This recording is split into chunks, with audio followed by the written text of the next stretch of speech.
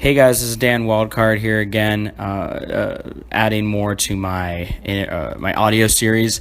I just got off a call with my intern, and he has some very quality problems. And we just did an informal call. We didn't record them, and then we realized afterwards we're like, whoa, like these are actually these are very useful points for guys that are a little bit more advanced. So they're kind of in the intermediate to getting to advanced stage. So I'm just gonna lay out some bullet points of what we talked about, and hopefully you guys get some use out of them. So the first subject we covered, and it's obviously showing that he's made some massive progress I think we've been working with him for like 10 weeks. Shows the massive progress he's made is he has a question about dating multiple girls after sex. So the question was, hey, once you have had sex with a girl, how do you keep dating them, and then how do you date multiple girls? And I said, hey, it's pretty simple. The basic logistical layout of it is as follows. Assuming you have 4 weeks in a month, you're going to want her to just come over and hang out twice a month. And you also want her to come over and you'll grab dinner around your place once a month. And you'll do something fun that's not dinner, and that's not just hanging out your place once a month. So that, an actual date. So like I live in Venice, for example, so I'd like go to the Santa Monica Pier or go to LACMA or anything that you find interesting. It should be something that you genuinely enjoy. So that's the basic logistical layout of that. So you'll hear a lot of old school guys who are like, oh, never take her to dinner, blah. Like they'll start freaking out. No, it's okay for you to go to dinner with her once a month. When it starts happening several times a month, that's an issue. That brings me to my second point. You should not be seeing her more than once a week. At very, very most, you can see her twice a week, and that should be a once in a blue moon scenario. That should be like you saw her on Tuesday and then you saw her on Sunday. So you're kind of getting close to that week already.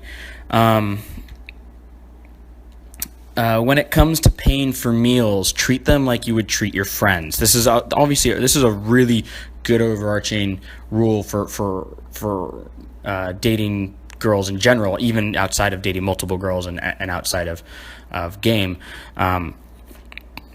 Just make it like you would pay for your friends. So if you buy your buddy a coffee, buy her a coffee, right? But would you buy your buddy an entire meal that's $30 each? Probably not. Now, would you, maybe it's just a quick bite to eat and it's like $10, and maybe she's, she's just starting up modeling, or she's just starting up acting, which is pretty common to run into in LA. And I'm doing quite well in life. If she's struggling to pay her rent, and she makes the effort to, drive all the way out to Venice for me, yeah, I'll buy her a meal. Like that's no sweat off my back. But I'm not going to go out and drop $150 on a dinner and then cover it all myself. That's just not going to happen.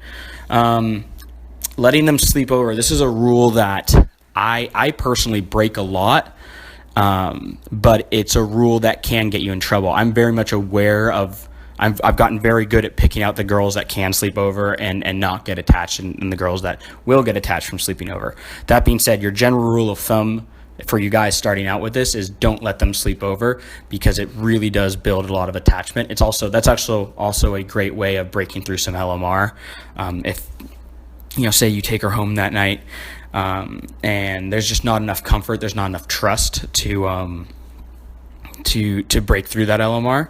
Letting her sleep over is actually a really great way of breaking that down, because it does require a lot of trust, and there's a lot of bonding that comes with sharing a bed with someone. But yeah, if you're doing that, if she's coming over twice a week and you're letting her sleep over, don't be surprised when she brings up the girlfriend question in 6 weeks, and then you're there holding your bag going, oh crap, what have I done? I feel terrible. Like she totally got the wrong impression. Examples of, so he just sent me bullet points, examples of number of girls in your rotation. So this is an interesting one because I used to be the guy. I was like, I read it in the game, and it was Neil Strauss had been dating like 8 girls, and I was like, I want to be that guy. Been there, done that. It's a living hell. I would never wish a guy to date 8 women at a time on anyone. It is the biggest. It takes such a huge time commitment that it's insane. My ideal, no, there's probably some guys out there that can do it fine. The way I date and the way I hang out with girls, it usually takes up an entire night. So just because I like enjoying my time with them, so I don't do that. I'll date 2 to 4 women. 4 is pretty much my max. 2 to 3 is that real happy zone where you just hang out with them, middle of the week, they come over, you're going like 1-2 dates a week, and then you've got, 1-2 times where the girl just comes over. It's kind of it adds a nice balance to your life. And it allows you to really get stuff done because, and the way I teach is I really teach about getting this whole, getting every area of your life firing on all cylinders, not just being the pickup guy that is working a dead end job. Last point: don't come off like you're their one and only. So there's 2 points to this. One, you don't want to be the guy that's going, hey, this other girl I'm dating, because think if a girl did that to you, hey, this other guy I'm dating, that'd be infuriating. You don't want to hear about it. You probably know about it, especially if you live in like a large metropolitan area, LA, New York, San Francisco. The people date around here. That's how that works. So you're going to have to be comfortable with the fact that she's dating other guys, but you necessarily don't want to hear it, and you should pay that respect to her. That being said, don't treat her like you're one and only. Avoid Valentine's Days. Christmas gifts are out of the question. Having her come over 3-4 times a week. Giving her keys to her apartment. Those kind of things. Don't set off those boyfriend triggers. And I'm sure in the comments section we'll get some guys bringing up some other things. If you got some other things to avoid the boyfriend frame, I'd like for you guys to chime in. Let's see. I generally will avoid seeing them during the day. There's something about seeing them at night and having them just come over at like 9-10 that's kind of it leads to that frame of, hey, we're just dating. And I generally don't introduce them to my friends, and if I do, it's very rare, because once you start introducing them to your friends, that's really coming off as, hey, you're part of my life, this is a relationship, etc., etc.